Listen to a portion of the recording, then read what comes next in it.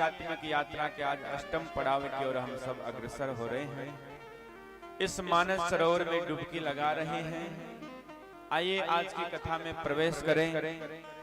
उससे पूर्व हमारे बीच में भैराना धाम से पधारे संत श्री दीनदयाल दास जी महाराज, आपसे निवेदन करूं कि 10 मिनट में अपनी बात रखेंगे और समय का ध्यान रखते हुए 10 मिनट में अपने प्रवचनों से हमको सबको लाभान्वित करेंगे संत श्री दीनदयाल दास जी महाराज। और उसके बाद में आज की पावन कथा में प्रवेश करते हैं। बोले भक्तवत्सल भगवान की।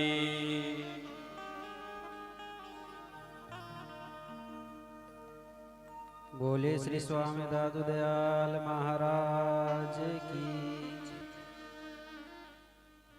दादू नमो नमो निरंजनम। नमस्कार गुरुदेवत। वंदनम सर्वसाधवा। प्रणामं पारंगत। परब्रह्म परापरं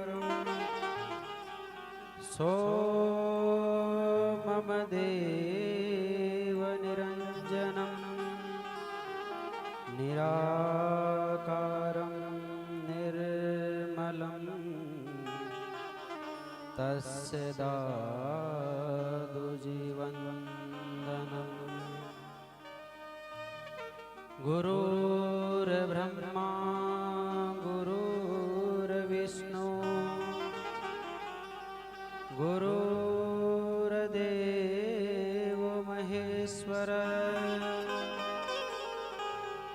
गुरुर्साक्षात् परं ब्रह्म। तस्मै श्री गुरुवे नमः। तस्मै श्री गुरुवे नमः। हरि ओम।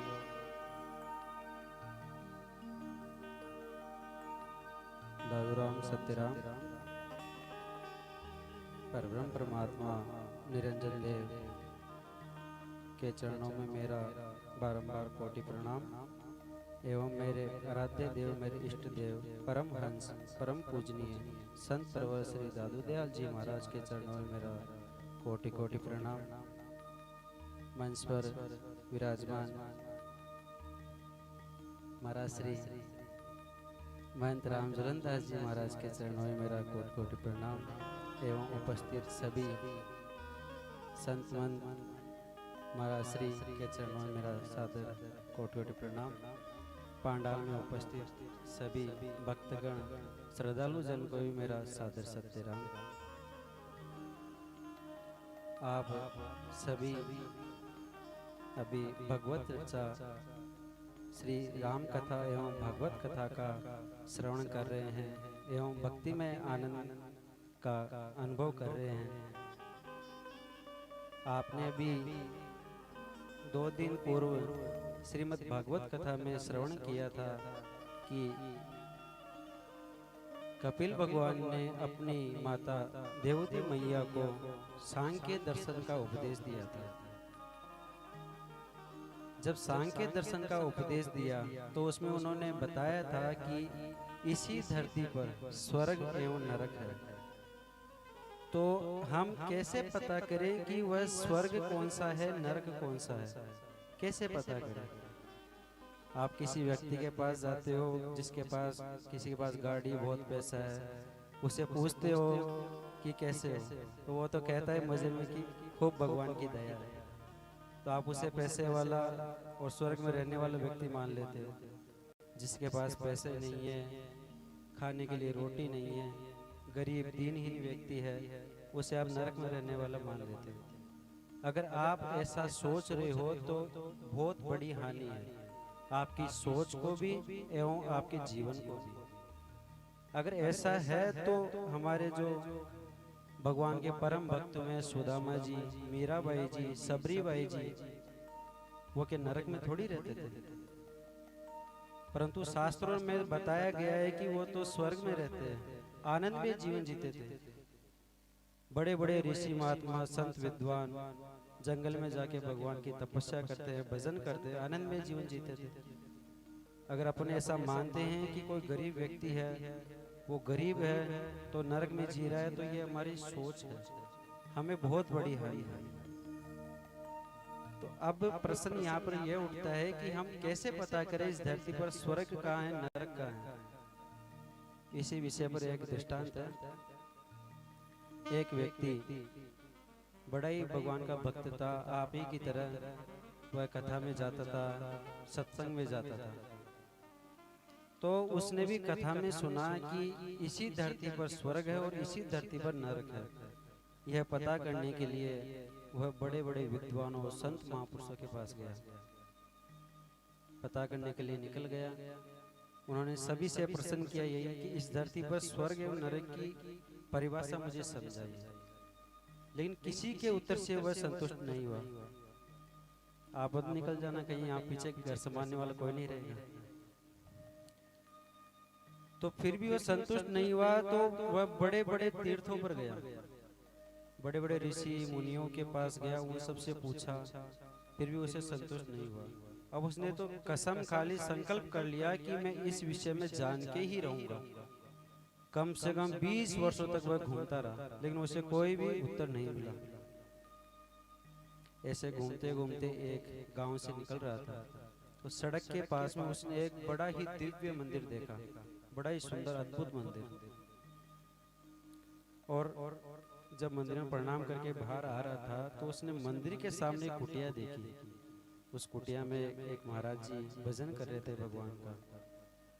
उनको देखकर वह सोचता है, कहता है कि ये गांव वाले बड़े मूर्ख हैं, इतना भव्य मंदिर बना रखा है और संत इस कुटिया में रहते हैं। ये कम से कम महाराज जी को एक कमरा ही दे देते, इस मंदिर में रहने की व्यवस्था ही कर सकते थे। ये सोचकर गांव वालों के पास जाता है और कहता है कि तुम बड़े मूर्ख हो, तुम्हारे इस व्यवहार से मैं प्रसन्न नहीं हूँ, दुखी हूँ। उनको संत के विषय में बताता है, तो गांव वाले कहते हैं कि यह जो मंदिर है ये महाराज श्री का ही है। पहले महाराज जी इसी मंदिर की जगह इनकी कुटिया थी, उसी कुटिया में विराजते थे, भजन करते थे, भगवान के बहुत बड़े भक्त हैं, अनन्य भक्ति करते हैं। हमने इनको बहुत बार कहा कि कहकर वहां से चले गए, बस सुबह प्रातः काल और संध्या काल को मंदिर के बाहर से ही प्रणाम करके वापस निकल जाते हैं। बड़ी दिव्य मूर्ति है। इतना सुनकर वह व्यक्ति आश्चर्यचकित हो गया और दौड़ा दौड़ा दौड़ा दौड़ा महाराज जी के चरणों में आके गिर के उनको प्रणाम करता है और कहता है कि महाराज श्री क्षमा कीजिए, मेरे मन में बहुत उल्टे सीधे विचार आ रहे थे। महाराज जी मेरे मन में एक शंका है, मैं 20 साल से इस शंका को दूर करने के लिए चारों तरफ भटक रहा हूँ, लेकिन मेरा निवारण नहीं हो रहा है, मैं क्या करूँ। तो महाराज जी के सामने वही प्रश्न रखता है कि इस धरती पर स्वर्ग एवं नरक कहाँ है, मुझे इसकी परिभाषा जाननी है। उसके इस प्रश्न से महाराज जी मुस्कुराते हैं और पूछते हैं, नौजवान हो, शादी हो गई तुम्हारी? तो ये सुनकर वह आश्चर्यचकित रहता है कि महाराज जी संत महात्मा है, तपो मूर्ति है, क्या प्रसन्न कर रहे हैं। अच्छा बुरा नहीं मानना, अच्छा कोई कन्या देखी है तुमने? फिर चकित रह जाता है। अच्छा शादी कब करोगे, कोई प्रेमिका है तुम्हारी? महाराज जी आप ऐसे प्रसन्न मत कीजिए मुझसे, मैं तो आध्यात्मिक चर्चा लेकर आया और आप उल्टी सीधी बातें कर रहे हो। क्रोधित हो जाता है थोड़ा। अच्छा गुस्सा मत करो। अच्छा तुमने सोचा है शादी के बाद बेटा चाहिए कि बेटी चाहिए? इतना कहते भड़क गया, क्रोधित हो गया, खतरनाक। राम राम राम, इतने सालों से भगवान की भक्ति कर रहा था, कहाँ आकर मैं फंस गया। इतना कहकर गालियां देने लग गया महाराज को, उल्टा सीधा कहने लग गया। क्रोध में इंसान क्या बोलता है क्या नहीं वह सोचता ही नहीं है, उल्टा सीधा कहने लग गया। जब क्रोध थोड़ा शांत हुआ तब महाराज जी उस भक्त के चरणों में प्रणाम करते और कहते हैं कि क्षमा करना, आपको गुस्सा दिलाया। आप इतने दिन से संत महापुरुषों के शरण में थे, भगवान की शरण में थे, भक्ति की शरण में थे, सत्संग की शरण में थे, कथा की शरण में थे, तब तक आप स्वर्ग में थे। लेकिन अभी आपने जो आधे घंटे में जो गुस्सा किया, हिंसा, राग, द्वेष, हिंसा, ध्यान रखना गाय अन्य इंसान ही नहीं जाता।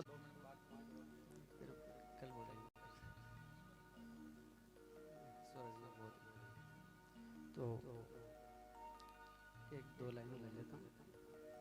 मत बुरे कर्म कर बंदे, वरना पछताएगा। भगवान की आंखों से तू बच ना पाएगा, तू बच ना पाएगा। तेरे कर्म का ही फल तू ही पाएगा। जैसा किया है तूने तेरे आगे आएगा, तेरे आगे आएगा।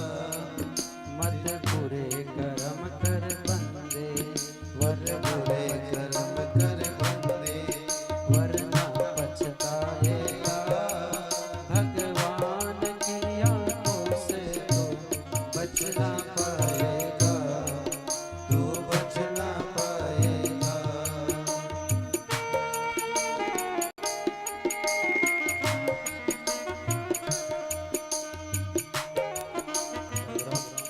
इतना ही कह के अपनी वाणी को विराम देता हूँ।